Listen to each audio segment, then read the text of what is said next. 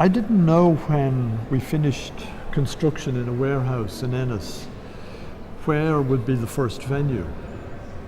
I had thoughts about different possible venues in Ireland and also outside.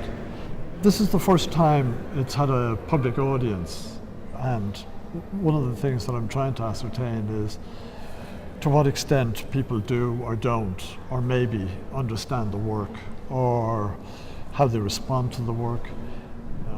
I didn't realize, or didn't intend initially to make an installation. The reason behind it was to make something in which the film could show and which had an atmosphere about it and in it, which brought the audience part of the way towards viewing the film.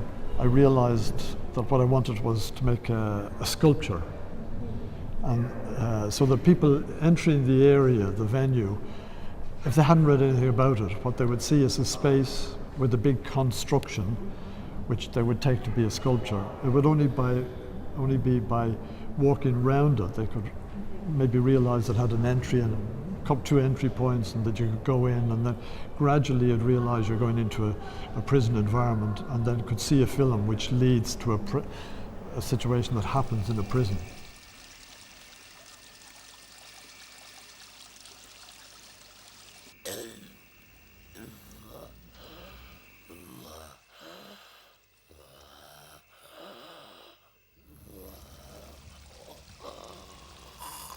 I didn't set out to make this film with direct prison contact. I had been doing a film, in fact it was here in Galway.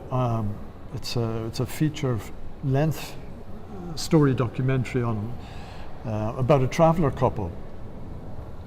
And some point towards the end of that, I was talking to one of the people who'd been involved in the film, and he was telling me about his brother who'd, but traveller weddings are special, and they're serious ritualistic gatherings.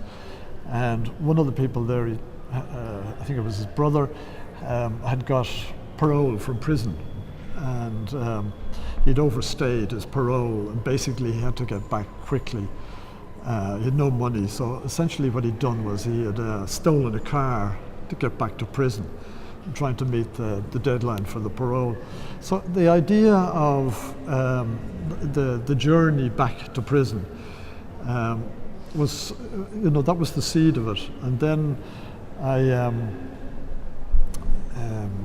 it became partly about the woman he met en route, and the sort of the sort of relationship which was partly a relationship of alienation that developed between them.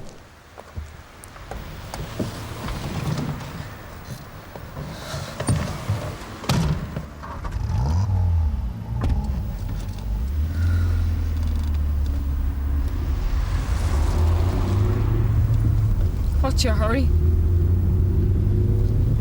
Going back to jail. Got parole for my brother's wedding. But I wanted to dance with the bride. Did you like her? More than he did.